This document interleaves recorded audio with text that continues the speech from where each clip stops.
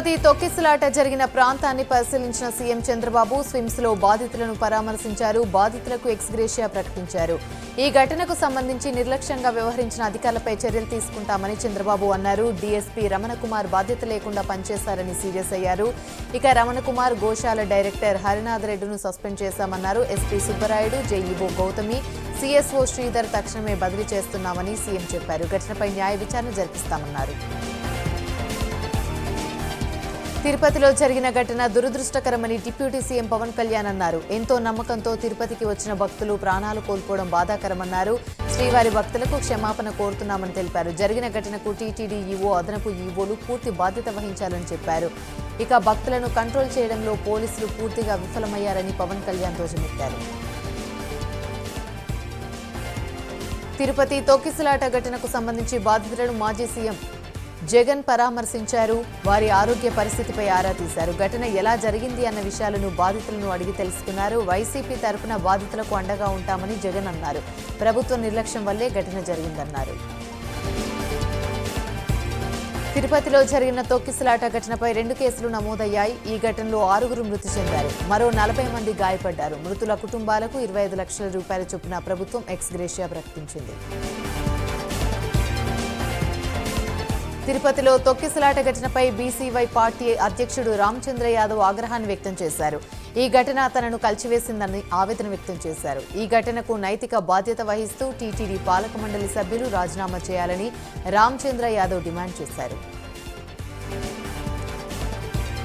కూటమి సర్కార్ వైఫల్యం వల్లే తిరుపతి తొక్కిసలాట ఘటన జరిగిందని వైసీపీ సీనియర్ నేత అంబటి రాంబాబు మండిపడ్డారు. పాలనను గాలికి వదిలేశారన్నారు. వైకుంఠ ఏకాదశి టోకెన్లను కూడా ఇవ్వలేకపోయామని అంబటి ఫైర్ అయ్యారు. ఇక ప్రభుత్వం తప్పిదంతోనే 6 చనిపోయారన్నారు.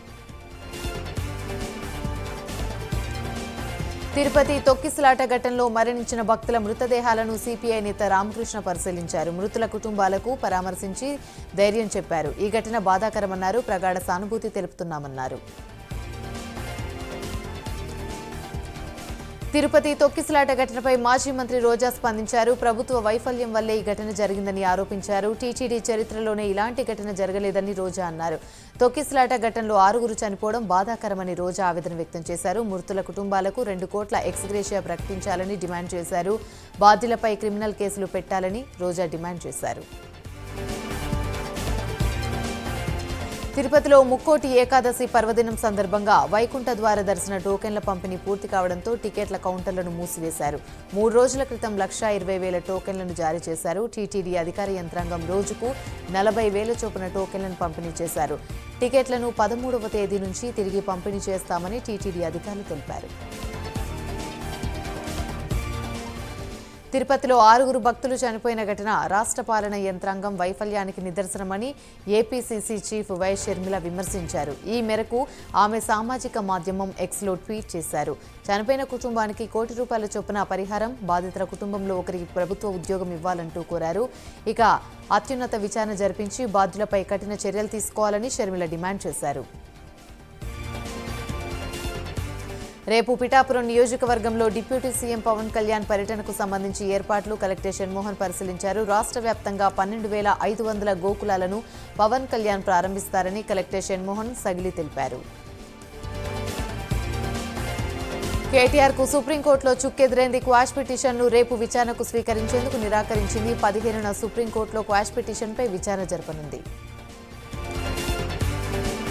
టీఆర్ఎస్ వర్కింగ్ ప్రెసిడెంట్ కేటీఆర్ను ఏసీబీ అధికారులు 6.5 గంటల పాటు కేటీఆర్ని ప్రశ్నించారు. ఐఏఎస్ అరవింద్, దానకిషోర్ స్టేట్మెంట్ ఆధారంగా ఏసీబీ అధికారులు ప్రశ్నించారు. ఈ కేసు దర్యాప్తు అధికారి డీఎస్పీ మాసిద్ ఖాన్ కేటీఆర్ను విచారించారు. ఈ విచారణకు జాయింట్ డైరెక్టర్ రిథిరాజ్ పర్యవేక్షించారు. అయితే వేరే గది నుంచి చూసేందుకు కేటీఆర్ న్యాయవాది రామచంద్రరావుకు అనుమతినిచ్చారు. ఎప్పుడు పిలిచినా విచారణకు హాజరు కావాలని ఏసీబీ అధికారులు సూచించారు. ఫార్ములా ఈ కార్ రేస్ కేసుపై పార్టీ నేతలు ఎవరూ మాట్లాడవద్దని మాజీ ముఖ్యమంత్రి బీఆర్ఎస్ అధ్యక్షుడు కేసీఆర్ ఆదేశించారు. తాజా పరిణామాలపై 2 రోజులుగా పార్టీ నేతలతో కేసీఆర్ మాట్లాడుతున్నారన్నారు. కేటీఆర్ కేసును సీరియస్గా తీసుకోవద్దని కేసీఆర్ సూచించారు. ఇక కేసీఆర్ పదే మాట్లాడవద్దు ఈ విషయంపై అని ఆదేశించారు. న్యాయ పోరాటం ద్వారా కేసులను ఎదుర్కొంటామని పార్టీ శ్రేణులకు కేసీఆర్ సూచించారు. రేవంత్ రెడ్డి విదేశీ టూర్కు వెళ్లేందుకు ఏసీబీ కోర్టు అనుమతినిచ్చింది. దీంతో ఈ నెల 13 నుండి 23 వరకు విదేశాలకు వెళ్లేందుకు మార్గం సుగమమైంది. ఓటుకు నోటు కేసులో రేవంత్ తన పాస్పోర్ట్ను కోర్టుకు అప్పగించారు. ఈ క్రమంలో విదేశీ పర్యటనకు అనుమతి ఇవ్వాలని ఏసీబీ కోర్టును అభ్యర్థించారు. Brisbane, Davos, Australia, Singapore, Switzerland వెళ్లాలని కోర్టుకు సీఎం తెలిపారు. ఇందుకోసం 6 నెలల పాటు తన పాస్పోర్ట్ ఇవ్వాలని విన్నవించారు. ఇక రేవంత్ అభ్యర్థనను అంగీకరించిన న్యాయస్థానం జూలై 6లోగా పాస్పోర్ట్ తిరిగి అప్పగించాలని ఆదేశించింది. తెలంగాణ సీఎం రేవంత్ రెడ్డి రేపు సచివాలయంలో జిల్లా కలెక్టర్లతో సమావేశం కానున్నారు. ఈ సమావేశంలో రైతు భరోసా, రేషన్ కార్డులు, ఇందిరమ్మ, ఆత్మీయ భరోసా, ఇందిరమ్మ ఇళ్లపై సమీక్ష నిర్వహించనున్నారు. రేవంత్ రెడ్డి సర్కార్ ప్రతిష్టాత్మకంగా తీసుకున్న భూభారతి బిల్లుకు తెలంగాణ గవర్నర్ జిష్ణుదేవ్ వర్మ ఆమోదముద్ర వేశారు. గవర్నర్ ఆమోదించిన భూభారతి బిల్లు కాపీని సచివాలయంలో రెవెన్యూ శాఖ ముఖ్య కార్యదర్శి నవీన్ మిట్టల్ మంత్రి పొంగులేటికి అందించారు. వీలైనంత త్వరగా చట్టాన్ని అమల్లోకి తెస్తామని పొంగులేటి చెప్పారు. ప్రజలకు మెరుగైన రెవెన్యూ సేవలు అందిస్తామని మంత్రి పొంగులేటి చెప్పారు. ఈ కార్ రేస్ కేసులో ఏసీబీ, ఈడీ దూకుడు పెంచింది. కేటీఆర్ క్వాష్ పిటిషన్ను హైకోర్టు కొట్టివేయడంతో దర్యాప్తును అధికారులు ముమ్మరం చేశారు. ఈ కేసులో ఏటూగా ఉన్న అరవింద్ కుమార్ విచారణకు హాజరయ్యారు. కేటీఆర్ డైరెక్షన్లోనే పై ఆఫీసర్లు అనుమతి తీసుకుని నిర్ణయాలు తీసుకున్నామని ఏసీబీకి అరవింద్ కుమార్ తెలిపారు. మోహన్ బాబుకు సుప్రీంకోర్టులో ఊరట లభించింది. మీడియా ప్రతినిధిపై దాడి కేసులో సుప్రీంకోర్టును మోహన్ బాబు ఆశ్రయించారు. తదుపరి ఆదేశాలు వచ్చే వరకు మోహన్ బాబుపై ఎలాంటి చర్యలు తీసుకోవద్దని సుప్రీంకోర్టు ఆదేశించింది. 4 వారాలకు వాయిదా వేసింది. కాకినాడ జిల్లా కలెక్టరేట్లో మున్సిపల్ కమిషనర్లతో కలెక్టర్ షణ్మోహన్ సమీక్షించారు. పన్ను చెల్లింపుదారులకు రెడ్ నోటీసులు జారీ చేయాలని ఆదేశించారు. ఈ నెల 20వ తేదీ నాటికి పన్ను చెల్లించకపోతే ఆయా ఇళ్లకు తాగునీరు కలెక్షన్ను తొలగించాలన్నారు. మున్సిపాలిటీలోని ప్రజారోగ్యానికి ప్రాధాన్యత ఇచ్చే విషయంలో ఎక్కడ రాజీ పడొద్దని సూచించారు. ఇక కాల్వల నిర్వహణ, పరిసరాల పరిశుభ్రతపై ప్రత్యేక దృష్టి సారించాలన్నారు. తెలంగాణ భవన్లో మాజీ మంత్రి హరీష్ రావు బీఆర్ఎస్ సీనియర్ నేతలతో ఫార్ములా ఈ కార్ రేసులో తాజా పరిణామాలపై సమీక్ష నిర్వహించారు. మాజీ మంత్రి కేటీఆర్ ఏసీబీ విచారణ, సుప్రీంకోర్టులో క్వాష్ పిటిషన్కు చుక్కెదురైన పరిణామాలపై హరీష్ రావు చర్చించారు. మాజీ మంత్రులు ఎర్రబెల్లి దయాకరావు, సత్యవతి రాథోడ్, ఎమ్మెల్యేలు పల్లా రాజేశ్వర్ రెడ్డి, కొత్త ప్రభాకర్ రెడ్డి, పాడి కౌశిక్ రెడ్డి, మాజీ ఎంపీ మాలూతు కవిత హాజరయ్యారు.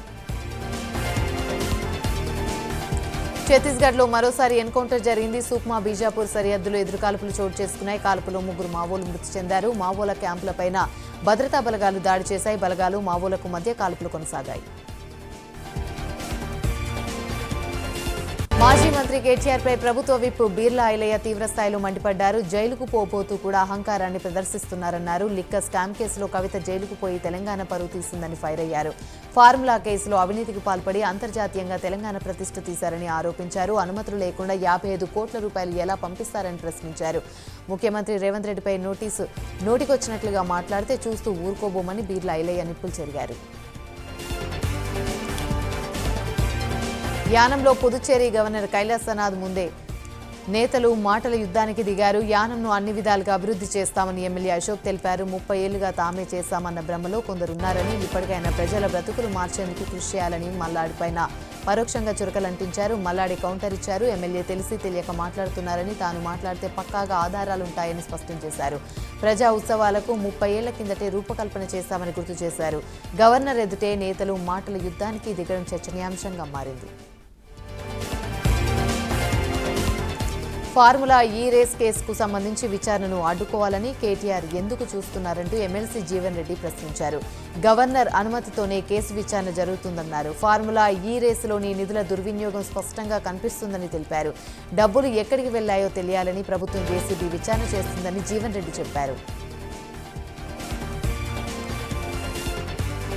నల్గొండలో ట్రైకార్ చైర్మన్ తేజావత్ బెల్లయ్య నాయక్ ఆధ్వర్యంలో నిర్వహిస్తున్న అఖిల భారత ఆదివాసీ కాంగ్రెస్ ప్రతినిధుల సమావేశానికి మంత్రి సీతక్క హాజరయ్యారు. కాంగ్రెస్ గిరిజనులు, ఆదివాసీల కోసం ఎన్నో సంక్షేమ చట్టాలను తీసుకొచ్చిందన్నారు. బీజేపీ పాలనలో గిరిజనుల భూములను అదానీ, అంబానీలకు కట్టబెడుతున్నారని సీతక్క విమర్శించారు.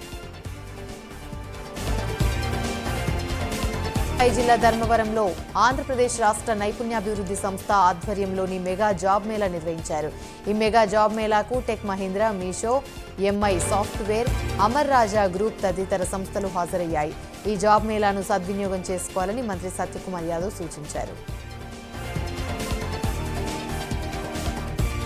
హైడ్రా కమిషనర్ రంగనాథ్ మణికొండ మున్సిపాలిటీ పరిధిలోని నెక్నాంపు చిన్న చెరువు శంషాబాద్ సమీపంలోని గొల్లవానికుంటను సందర్శించారు. నాలాల పక్కనే ఉన్న నిర్మాణాలను తొలగించాలని అధికారులను ఆదేశించారు. చెరువుల విస్తీర్ణాన్ని శాటిలైట్ ద్వారా గుర్తించి అక్రమ కట్టడాలను నేలమట్టం చేస్తామని రంగనాథ్ చెప్పారు. కేటీఆర్ ఒక డ్రామా ఆర్టిస్టులా గుర్తింపు పొందారని ఎమ్మెల్సీ బాలమూరి వెంకట్ విమర్శించారు. సుప్రీంకోర్టు, హైకోర్టులో కేటీఆర్కు ఊరట లభించలేదన్నారు. కేటీఆర్ మతిస్థిమితం కోల్పోయి మాట్లాడుతున్నారని, డిపార్ట్మెంట్లో బావా బామ్మర్ది ఎన్నో స్కామ్లకు పాల్పడ్డారని ఎమ్మెల్సీ వెంకట్ ఆరోపించారు.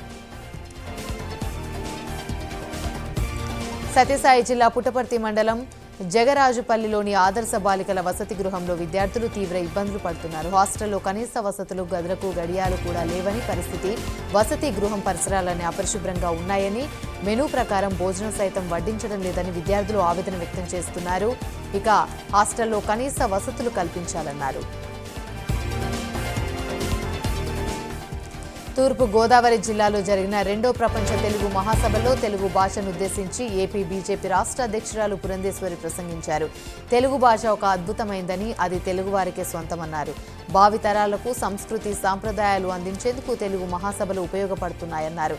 తెలుగు సాంప్రదాయానికి సంక్రాంతికి ఒక పెద్ద పండుగ అన్నారు. 15 ప్రాచీన భాషల్లో తెలుగు ఒకటిగా కేంద్రం గుర్తించిందని గుర్తు చేశారు. ఎన్టీఆర్ హయాంలో తెలుగును ఎంతో ప్రోత్సహించారని పురంధేశ్వరి గుర్తు చేశారు.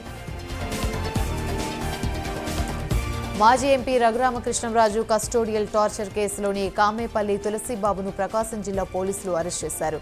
తులసిబాబుతో పాటు పోలీసులు కస్టడీలో ఉన్న రిటైర్డ్ ఏఎస్పీ విజయపాల్ను ఒకే చోట కూర్చోబెట్టి ప్రకాశం జిల్లా ఎస్పీ ప్రశ్నించారు. నల్గొండ జిల్లా చిట్యాల్లో రైతులు ఆందోళనకి దిగారు. చిట్యాల్లోని పత్తి కొనుగోలు నడుస్తున్న వేళ సీసీఐ కొనుగోలు కేంద్రాలను మూసివేయడం బాధాకరమన్నారు. వెంటనే సీసీఐ పత్తి కొనుగోలు కేంద్రాలను కొనసాగించాలని డిమాండ్ చేశారు. సీసీఐ కేంద్రాలను మూసివేసేందుకు నిరసనగా మార్కెట్ యార్డ్ ఎదుట జాతీయ రహదారి 65పై రైతులు ట్రాక్టర్లతో రోడ్డుపై రాస్తారోకో నిర్వహించారు. దీంతో రహదారిపై రెండు వైపులా కిలోమీటర్ల మేర ట్రాఫిక్ జామ్ అయింది. సంఘటనా స్థలానికి చేరుకున్న పోలీసులు రైతులతో మాట్లాడి సమస్యలు పరిష్కరిస్తామని హామీ ఇవ్వడంతో రైతులు రాస్తారోకో విరమించారు. కర్నూలు జిల్లాలోని టమాటా ధరలు పతనమయ్యాయి. మార్కెట్లో 10 నుండి 20 రూపాయలు పలుకుతున్న టమాటా ధరలు రైతుల దగ్గరకు వచ్చేసరికి 2 నుంచి 5 రూపాయలు పలుకుతుంది. దీంతో ఇతర రాష్ట్రాలకు టమోటాలను ఎక్స్పోర్ట్ చేస్తున్నారు. రాష్ట్ర ప్రభుత్వం తమ పంటకు గిట్టుబాటు ధర కల్పించాలని కోరుతున్నారు. కృష్ణా జిల్లా అవనిగడ్డలోని ఎమ్మెల్యే మండలి బుద్ధాప్రసాద్, ఏపీఎస్ఆర్టీసీ చైర్మన్ కొనకల్ల నారాయణ నూతన బస్సులను ప్రారంభించారు. మహిళలకు ఉచిత బస్సు ప్రారంభించడమే లక్ష్యంగా ప్రభుత్వం వ్యవహరిస్తుందని ఆర్టీసీ చైర్మన్ చెప్పారు. ముఖ్యమంత్రి చంద్రబాబు మహిళలకు ఉచిత బస్సులను అందించేందుకు కృషి చేస్తున్నారని, బస్సు అమల్లోకి రానుందని ఏపీఎస్ఆర్టీసీ చైర్మన్ తెలిపారు. అనంతరం గ్రామ పంచాయతీ కోసం కొనుగోలు చేసిన పారిశుద్ధ రిక్షాలను ఎమ్మెల్యే ప్రారంభించారు. నాగర్ కర్నూలు జిల్లా కొల్లాపూర్ ఆర్టీఓ కార్యాలయం ముందు బీఆర్ఎస్ నాయకులు నిరసనకు దిగారు. మాజీ ఎమ్మెల్యే బీరం హర్షవర్ధన్ రెడ్డి ఆధ్వర్యంలో ఆందోళన చేపట్టారు. రైతు భరోసా కింద ఎకరాకు 15,000 ఇస్తామని చెప్పి ఇప్పుడు 12,000 ఇస్తామనడం దారుణమన్నారు. అనంతరం ఆర్టీఓ బన్సీలాల్కు వినతి పత్రం అందజేశారు. కాంగ్రెస్ ప్రభుత్వం ఇచ్చిన 6 గ్యారంటీలు అమలు చేయకుండా కేటీఆర్పై అక్రమ కేసులు పెట్టి విచారణ పేరుతో వేధిస్తున్నారని విమర్శించారు. హైదరాబాద్ రీజనల్ రింగ్ రోడ్ భూసేకరణ భూములిచ్చేది లేదంటూ భూ బాధితులు ధర్నా నిర్వహించారు. రీజనల్ రింగ్ రోడ్డు భూ నిర్వాసితుల పోరాట ఐక్యవేదిక ఆధ్వర్యంలో చౌటుప్పల ఆర్డీఓ కార్యాలయం ఎదుట బైఠాయించి నిరసన తెలిపారు. నిర్వాసితులను ఆదుకోవాలని డిమాండ్ చేశారు. భూములు కోల్పోతున్న వారికి భూములు, ఇల్లు కోల్పోతున్న వారికి ఇంటి స్థలాలు ఇవ్వాలని డిమాండ్ చేశారు. ఇక మున్సిపాలిటీ 2గా చీలిపోతుందని ఆవేదన వ్యక్తం చేశారు. తిరుమల శ్రీవారిని సినీ నటుడు బ్రహ్మానందం దర్శించుకున్నారు. నైవేద్య విరామ సమయంలోని స్వామివారిని దర్శించుకుని మొక్కులు చెల్లించుకున్నారు. అనంతరం ఆయనకు వేద పండితులు వేదాశీర్వచనం అందించగా ఆలయ అధికారులు తీర్థ ప్రసాదాలు అందజేశారు. ఆలయ బయట బ్రహ్మానందంతో సెల్ఫీలు దిగేందుకు భక్తులు పోటీపడ్డారు. వైకుంఠ ఏకాదశికి సింహాద్రి అప్పన్న క్షేత్రం సిద్ధమవుతుంది. ఆలయ అధికారులు అన్ని ఏర్పాట్లు పూర్తి చేశారు. ఇక రేపు తెల్లవారుజాము నుంచి ఉదయం 10 గంటలకు ఉత్తర ద్వార దర్శనం కల్పించనున్నారు. భక్తులకు ఇబ్బందులు కలగకుండా అన్ని ఏర్పాట్లు చేశామని అధికారులు తెలిపారు. శ్రీ సత్యసాయి జిల్లా పుట్టపర్తి ప్రశాంతి నిలయం గణేష్ గేటు వద్ద ఏర్పాటు చేసిన సత్యసాయి చిత్రపటంలో ఆసక్తికర పరిణామం చోటు చేసుకుంది.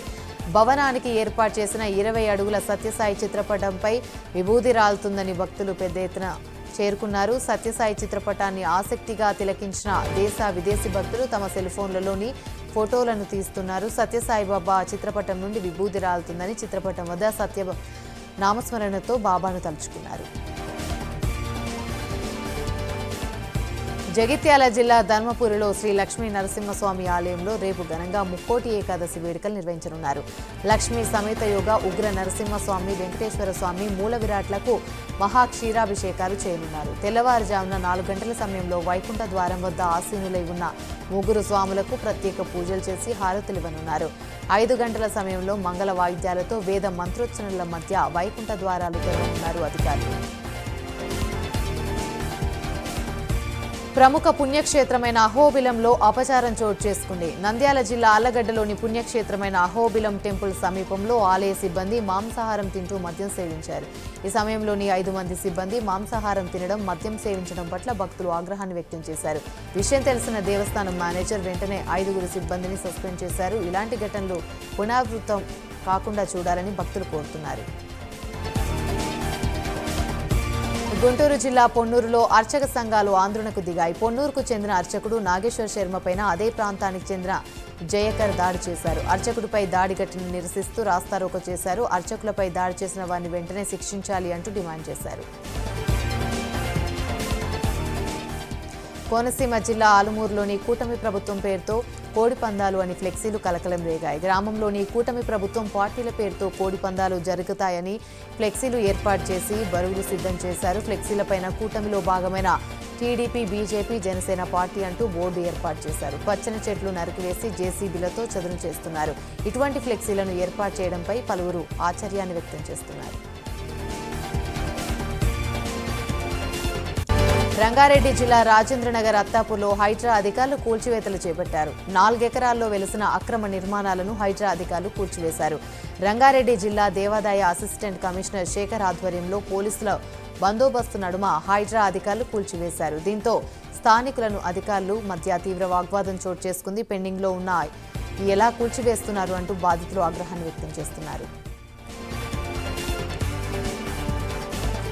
సంక్రాంతి పండుగ సందర్భంగా ప్రైవేట్ ట్రావెల్స్ బస్సులపైన ఆర్టీఏ అధికారులు కొరడా జులిపించారు. పెద్దంబర్పేట్ ఔటర్ రింగ్ రోడ్డు వద్ద భారీగా తనిఖీలు చేపట్టారు. నిబంధనలకు విరుద్ధంగా నడుస్తున్న 15 బస్సులను ఆర్టీఏ అధికారులు సీజ్ చేశారు. యాదాద్రి లక్ష్మీ నరసింహస్వామి ఆలయంలో ముక్కోటి ఏకాదశి ఏర్పాట్లు పూర్తయ్యాయి. 5 గంటల 30 నిమిషాల నుండి భక్తులు ఉత్తరద్వార దర్శనాన్ని కల్పించనున్నారు. ఈ సందర్భంగా 1,00,000 పుష్పార్చన, ఆర్జిత నిజాభిషేకం, సహస్ర నామార్చన సేవలు రద్దు చేస్తున్నట్లుగా ఆలయ అధికారులు తెలిపారు. ఈ నెల 10వ తేదీ నుండి 15వ తేదీ వరకు తిరిగి 6 రోజుల పాటు అధ్యయనోత్సవాలు నిర్వహించనున్నారు. నిర్మల్లో నకిలీ 200 నోట్లు కలకలం సృష్టించాయి. స్థానిక మార్కెట్లో కూరగాయలు విక్రయిస్తున్న ఓ రైతుకు కొందరు నకిలీ నోట్లు ఇచ్చారు. ఇక బొజ్జాపోశెట్టి అనే రైతు మార్కెట్లో కూరగాయలను విక్రయిస్తూ జీవనం సాగిస్తున్నాడు. సంక్రాంతి పండుగ సమీపిస్తుండటంతో మార్కెట్లో నువ్వులు విక్రయిస్తున్నాడు. ఈ క్రమంలో 3 కిలోల నువ్వులు తీసుకున్న వ్యక్తులు 2 నకిలీ 200 నోట్లు ఇచ్చి వెళ్లిపోయారు. కాసేపటికే మరో వ్యక్తి 500 నోట్లు ఇవ్వడంతో వాటిని అతడికి రైతు ఇచ్చాడు. అతడు నకిలీ నోట్లను గుర్తించి రైతుకు చెప్పారు. అసలు విషయం తెలిసి ఆ వ్యాపారి లబోదిబోమంటున్నాడు. గన్నవరం విమానాశ్రయంలో ఎయిర్ ఇండియా సిబ్బంది నిర్లక్ష్యం ప్రయాణికుల ఆగ్రహానికి కారణమైంది. ఫ్లైట్ తప్పిపోవడంతో టికెట్ అమౌంట్ రీఫండ్ ఇచ్చి వేరే ఫ్లైట్లో ఢిల్లీ చేరుకున్న ఘటన చోటు చేసుకుంది. విజయవాడ నుండి ఢిల్లీ వెళ్లాల్సిన ప్రయాణికుడు 45 నిమిషాల ముందే విమానాశ్రయానికి చేరుకున్నాడు. ఇన్ టైంలో డిజిటల్ డీజీ యాత్ర కౌంటర్లో లాగిన్ అయిన ప్రయాణికుడితో ఎయిర్ ఇండియా సిబ్బంది వాగ్వాదానికి దిగారు. కాలయాపన కావడంతో ఫ్లైట్ టేకాఫ్ అయింది. దీంతో ఆగ్రహించిన ఎయిర్ ఇండియా పోర్ట్ సిబ్బంది సముదాయించారు. ఫ్లైట్ టికెట్ అమౌంట్ రిఫండ్ ఇచ్చేందుకు సుముఖత వ్యక్తం చేశారు. శాంతించిన ప్రయాణికుడు వేరే ఫ్లైట్ ఎక్కి ఢిల్లీ వెళ్లారు. భద్రాద్రి కొత్తగూడెం ఇల్లందులోని గురుకుల పాఠశాలలోని ఏసీబీ అధికారులు దాడులు చేశారు. అవుట్సోర్సింగ్ టీచర్ వద్ద నుండి 2,000 లంచం తీసుకుంటుండగా ప్రిన్సిపల్ కృష్ణ, అటెండర్ రామకృష్ణని ఏసీబీ అధికారులు పట్టుకున్నారు. అవుట్సోర్సింగ్ టీచర్ జీతం ఇవ్వాలంటే 10,000 లంచం డిమాండ్ చేయగా 2,000కు ఒప్పందం కుదుర్చుకున్నాడు. 2,000 రూపాయలు ఇస్తుండగా అధికారులు పట్టుకుని స్టేషన్కు తరలించారు.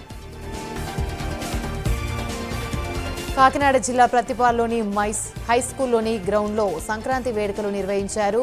ఇక ఈ వేడుకలోని జిల్లా ఎస్పీ విక్రాంత్ పాటిల్ ఆదేశాలతో పోలీస్ శాఖ ఆధ్వర్యంలో సంక్రాంతి క్రీడల పేరిట కబడ్డీ పోటీలు నిర్వహించారు. ఈ పోటీలను ఎమ్మెల్యే వరపుల సత్యప్రభ డీఎస్పీ శ్రీహర్రాజు ప్రారంభించారు. మరుగున పడుతున్న గ్రామీణ క్రీడలను సంక్రాంతి పండుగ సందర్భంగా ఏర్పాటు చేసిన పోలీస్ శాఖని ఎమ్మెల్యే అభినందించారు. ఈ క్రీడల ద్వారా ప్రజలకు పోలీసులకు మధ్య ఉన్న సత్సంబంధాలు ఏర్పడతాయన్నారు. కృష్ణా జిల్లా పెనమలూరులోని ఉద్రిక్తత తలెత్తింది. గ్రామస్తులు అక్రమ ఇసుక రవాణాను అడ్డుకున్నారు. ఇసుక రవాణా చేసే వాహనాలు గ్రామంలో అతి వేగంగా వెళ్తున్నాయని గ్రామస్తులు ఆందోళన వ్యక్తం చేస్తున్నారు. భారీ లోడుతో వెళ్తున్న లారీలను అడ్డుకోవడంతో ఉద్రిక్త వాతావరణం ఏర్పడింది.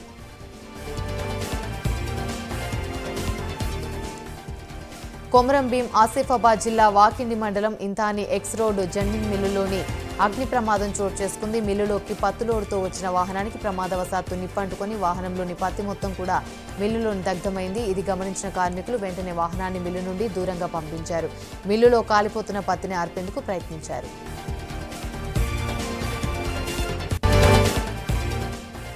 పల్నాడు జిల్లా కోటప్పకొండ వేద పాఠశాలలో విషాదం చోటు చేసుకుంది. ఒక గదిలోని ఉరేసుకుని కందుర్తి సాయి శివ అనే విద్యార్థి ఆత్మహత్య చేసుకున్నాడు. విద్యార్థి కందుర్తి సాయి శివ ఏలూరు జిల్లా కైకలూరు మండలం బజబాలపట్నానికి చెందినవాడిగా గుర్తించారు. అయితే పోలీసులు కేసు నమోదు చేసి దర్యాప్తు చేస్తున్నారు. తూర్పు గోదావరి జిల్లా అనపర్తిలో రోడ్డు ప్రమాదం జరిగింది. కొప్పవరం గ్రామానికి చెందిన ముగ్గురు వ్యక్తులు దుప్పలపాడు వైపు కారులో వెళ్తూ ఎదురుగా వస్తున్న లారీని ఢీకొట్టారు. ఈ ప్రమాదంలో డ్రైవర్ ప్రకాష్ రెడ్డి కారులో ఇరుక్కొని పోయాడు. ఘటనా స్థలానికి చేరుకున్న కానిస్టేబుల్ దుర్గాప్రసాద్ స్థానికుల సాయంతో డ్రైవర్ను బయటికి తీశారు. అనంతరం క్షతగాత్రులను అనపర్తి ఏరియా ఆసుపత్రికి తరలించి మెరుగైన వైద్యం కోసం కాకినాడ జీజీహెచ్కు తరలించారు. కృష్ణా జిల్లా మొవ్వ మండలంలోని కూచిపూడి వద్ద రోడ్డు ప్రమాదం చోటు చేసుకుంది. అయ్యంకి అడ్డరోడ్డు వద్ద లారీ ద్విచక్ర వాహనాన్ని ఢీకొట్టింది. ప్రమాదంలో అయ్యంకి గ్రామానికి చెందిన నాగరాజు, పెద్ద మునేశ్వరరావు అనే ఇద్దరు వ్యక్తులు మృతి చెందారు. ఘటనా స్థలానికి చేరుకున్న పోలీసులు లారీ డ్రైవర్ను అదుపులోకి తీసుకున్నారు. మచిలీపట్నం వంగనపూడి బీచ్ రోడ్లోని బీచ్ వైపు వస్తున్న కారు ఆటోను ఢీకొనడంతో ఆటోలో ప్రయాణిస్తున్న 5గురు గాయపడ్డారు. ఆటోను ఢీకొట్టిన తర్వాత కారులో వేగంగా తీసుకెళ్తూ ప్రయత్నం చేశారు. వెంబడించిన స్థానికులు కారును అడ్డగించారు. స్థానికుల పట్ల దురుసుగా ప్రవర్తించి ఆటో ప్రమాదానికి కారణమై ఎలా దూసుకెళ్తున్నారని స్థానికులు నిలదీశారు. కారుతో సహా యువకులను మచిలీపట్నం పోలీసులకు అప్పగించారు. హైదరాబాద్లోని కుత్బుల్లాపూర్లోని ఓ యువకుడు ఆత్మహత్యకి పాల్పడ్డాడు. తాత మృతిని జీర్ణించుకోలేక తాత గుర్తుకొస్తున్నాడని, అందుకే చనిపోతున్నానంటూ సూసైడ్ నోట్ రాసి మనవడు ఆత్మహత్య చేసుకున్నాడు. 3 నెలల క్రితం అనారోగ్యంతో తాత మృతి చెందిన పొంపల్లి శివాలయం సమీపంలో ఉండే మనోజ్ మనోవేదనకు గురయ్యాడు. తాత తనను రమ్మంటున్నాడని, తన వద్దకు వెళ్తానని తరచూ ఇంట్లో చెప్పేవాడు. ఈ క్రమంలో తన గదిలో ఉన్న చున్నీతో ఫ్యాన్ కురు వేసుకుని ఆత్మహత్య చేసుకున్నాడు. కృష్ణా జిల్లా కోడూరు మండలం మాచవరంలో తుంగమల్లెమ్మ ఆలయంలోని చోరీ జరిగింది. సీసీ కెమెరాలు ఆఫ్ చేసి కట్టర్లతోని హుండీలను రంధ్రం చేసి దొంగతనం చేశారు. సమాచారం అందుకున్న పోలీసులు కేసు నమోదు చేసి దర్యాప్తు చేస్తున్నారు. ఇదే తరహాలో రంధ్రాల ద్వారా దుండగులు హుండీలను దోచుకెళ్లారు. నిందితులను త్వరలోనే పట్టుకుని చట్టపరమైన చర్యలు తీసుకుంటామని పోలీసులు తెలిపారు. మాజీ ఎమ్మెల్యే నోముల నరసింహయ్య 69వ జయంతిని ఘనంగా నిర్వహించారు. జయంతిలో భాగంగా నరసింహయ్య విగ్రహానికి మాజీ ఎమ్మెల్యే నోముల భగత్ కుమార్ పూలమాలలు వేసి నివాళులర్పించారు. అన్నదాన కార్యక్రమాన్ని నిర్వహించారు. నాగార్జునసాగర్ నియోజకవర్గ అభివృద్ధి చేయడంలో నోముల నరసయ్య పాత్ర ఎంతగానో ఉందని నోముల భగత్ అన్నారు. ఆయన సేవలు నియోజకవర్గ ప్రజలకు ఏనాటికి మర్చిపోవన్నారు. కొత్తగా అధికారంలోకి వచ్చిన కూటమి ప్రభుత్వం ప్రతిపక్షాన్ని తూలనాడేందుకు వెల్లడించిన సమయాన్ని భక్తుల ప్రయోజనాల కోసం ప్రయత్నించుంటే తిరుపతి తొక్కిసలాట దుర్ఘటన జరిగిందని టీటీడీ మాజీ చైర్మన్ భూమన కరుణాకర్ రెడ్డి అన్నారు. టీటీడీ అధికారులు స్వామి సేవ కోసం పనిచేయకుండా రాజకీయ స్వాముల కోసం తాపత్రయపడుతున్నారని ఆయన విమర్శించారు. ఫార్ములా ఈ కార్ రేస్ కేసుపై మాజీ మంత్రి కేటీఆర్ ఆసక్తికర ట్వీట్ చేశారు. భాగ్యనగరానికి బ్రాండ్ ఇమేజ్ను ప్రపంచవ్యాప్తంగా గుర్తింపు తీసుకొచ్చేందుకే ఫార్ములా ఈ రేస్ను రాష్ట్రానికి తీసుకొచ్చారన్నారు. అసూయతో నిండిన రాజకీయాలు దాన్ని అర్థం చేసుకోలేదన్నారు. కానీ తెలంగాణ ప్రజలు అన్నీ గమనిస్తున్నారని, తమ ప్రభుత్వ విజన్ నిజాన్ని తెలంగాణ ప్రజలకు తప్పకుండా గుర్తిస్తారన్నారు. ఎప్పటికైనా సత్యం, న్యాయమే గెలుస్తుందని కేటీఆర్ తెలిపారు. పల్నాడు జిల్లా నర్సరావుపేటలోని శానిటేషన్ డ్రైవ్ కార్యక్రమాన్ని నిర్వహించారు. ఈ కార్యక్రమంలో ఎమ్మెల్యే చదలవాడ అరవింద్ బాబు పాల్గొన్నారు. కార్యక్రమంలో భాగంగా పట్టణ వీధుల్లో ఉన్న చెత్తని స్వయంగా చీపురు పట్టి శుభ్రం చేశారు. ప్రధానమంత్రి నరేంద్ర మోదీ చేపట్టించిన స్వచ్ఛ భారత్లోని నర్సరావుపేటలో మొదలుపెట్టామన్నారు.